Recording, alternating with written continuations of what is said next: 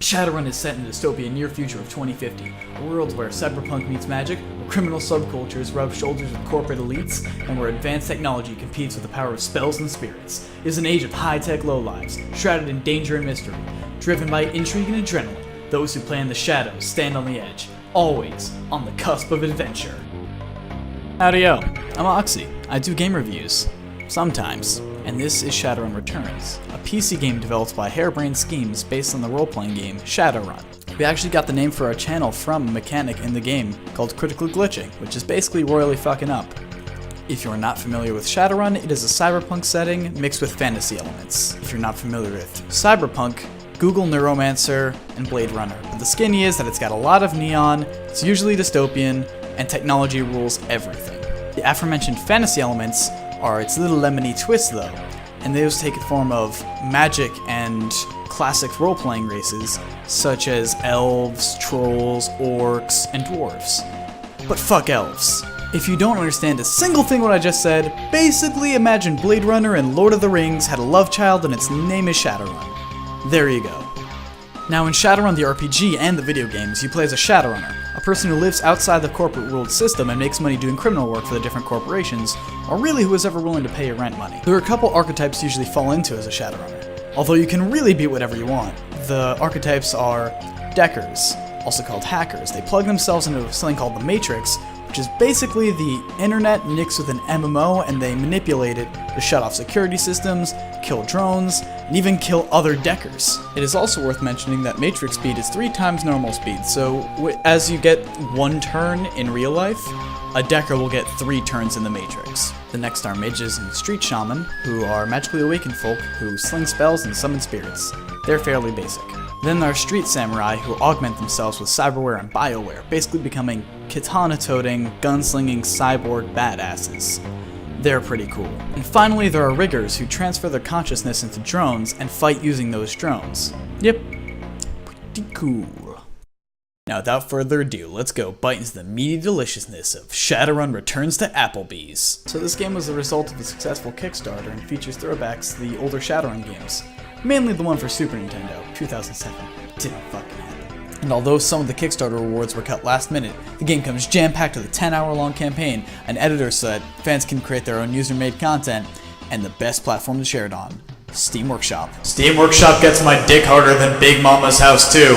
So if you're a really big Shadowrun fan, but you feel like the main campaign disappointed you, don't worry, other people made their own stuff. It's not a waste of $20, go check it out. In a game like Shadowrun Returns, story is the main focus, with a lot of the mechanics made with narrative and story execution in mind. So if you're not a really big proponent of video game storytelling, this game is probably not for you, but if you are, listen to me right now. The story is solid, immersive, and it's really well written.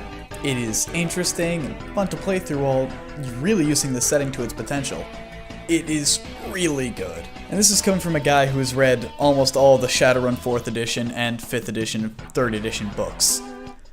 The story in this game matches up very well with its setting and uses a lot of the elements in it to really bring it alive. Except for Harlequin. You know what, I'm just gonna come out and say it. Catalyst Game Labs, fucking stop using the character Harlequin. Nobody actually likes him. He's a Mary Sue. He just pops up and annoys everybody in whatever he's in. He's a really fucking annoying character. What he is an immortal elf who pops up and is like, I am crazy and I have to put you on this random riddle quest, which in the end forces the players to focus on Harlequin, which they don't really want to. They want to focus on their own thing. But Catalyst Game Labs thinks that people like the character, and then they put it in this game later down the line. Don't worry, he's not the focus of the game. But when he appears, even the small amount of time that he's there, I just want to hurt something. It's that bad. Seriously. If you read any of the pre-constructed campaign ideas for Shadowrun that involve him, or even play through the end of the game, you'll understand why Harlequin's so fucking annoying. And they don't get it. I don't think they ever will get it. But this is just my plea. Stop using that character. Jesus. Now enough of my hate for a clown. let's get back to the review. The mystery aspects are really well executed, as are the badass espionage segments, but really there's only one issue. Some of the dialogue is kinda bad, but with a game with this much dialogue, that's kinda to be expected, that not every piece of dialogue is a gem. Alright, now we're gonna talk about how this game looks and feels, which is fairly important when setting the mood in a story-driven game like this. First of all, it's gonna be very apparent, the fucking combat animations suck. I'm sorry, but when I swing a sword, I'm not slicing through butter, I'm killing somebody. Just please. And I don't really believe that the aesthetic really drove home the whole Shadowrun feel to the game in some places. So I'm just saying that some places left a good bit to be desired. Overall, it was okay, but the aesthetic wasn't very good, and the combat animations for at least Melee were awful. But that's not to say that they're bad, that the whole visual aspect is bad. It all comes together actually fairly well, and I didn't mind looking at the game. It just wasn't something that blew me away, you know? It just wasn't something that I bought the game solely for. Boom. Sound. So to give you an example of the music in this game, I'm going to, for the rest of the episode, be not using any of the older Shadowrun games music or any other third-party music, only going to be using the Shadowrun Return soundtrack. Alright? Alright! Now enough beating around the bush, now we should probably talk about the gameplay. The real meat of the experience. So, the game is a turn-based strategy game, Fallout style. It's good. You have action points, which allow you to do a certain number of things equal to how many action points you have. You usually have 2, and it gets increased through other things. The things you can do include shooting someone, moving, casting spells, activating things in the world, and using items. On top of the normal firefights and spellsling and brawls, you have Matrix combat, where deckers hack systems and fight other deckers, as I explained before. And it all comes together to create an experience very much like the pen and paper RPG in its feel, and is overall a very fun and thought out combat system. Another thing I should touch on is the character creation system, which was touted as a really good system in its Kickstarter and in its beta, but in reality, it's actually pretty bad. My main issue with the character creation system lies in the fact that it's really restrictive and doesn't allow you to be what you want, which Shadowrun games have almost always allowed you to do.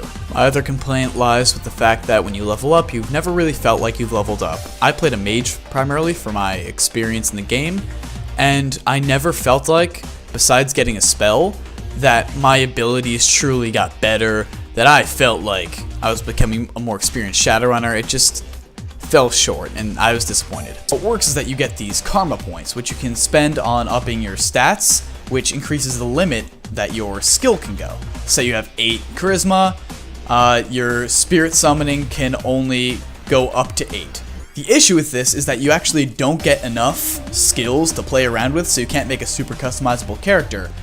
And because the stats and skills do basically nothing aside from etiquettes, which are just new dialogue options. You get new dialogue options through really any stat and skill. All your skills and stats did was increase your hit chance for different weapons and spells, and allow you to equip new spells. Thing is, you actually bought these spells. You didn't even unlock them through different talent trees or anything. It was really weird. Enough of that though. Let's talk about something else. The non-combat sections, however, are my favorite. They allow you to move around and wander different areas and interact with the world in a point-and-click-esque style. A big part of the non-combat sections are the dialogue and the conversations you have with NPCs, which you can gather info about your objective, find side quests, or even trigger a fight because you said the wrong thing at the wrong time. These sections were even better than Big Mama's House 2 because of the well-written dialogue and the very well set up world, which made you really feel like a Shadowrun or detective mix type thing. However, fuck checkpoints. Shadowrun Returns, instead of being a sensible exploration-heavy RPG and allowing you to save, decided that Legend of Zelda for the NES was wrong, and that to get back to where you left off only happens when they tell you it can happen.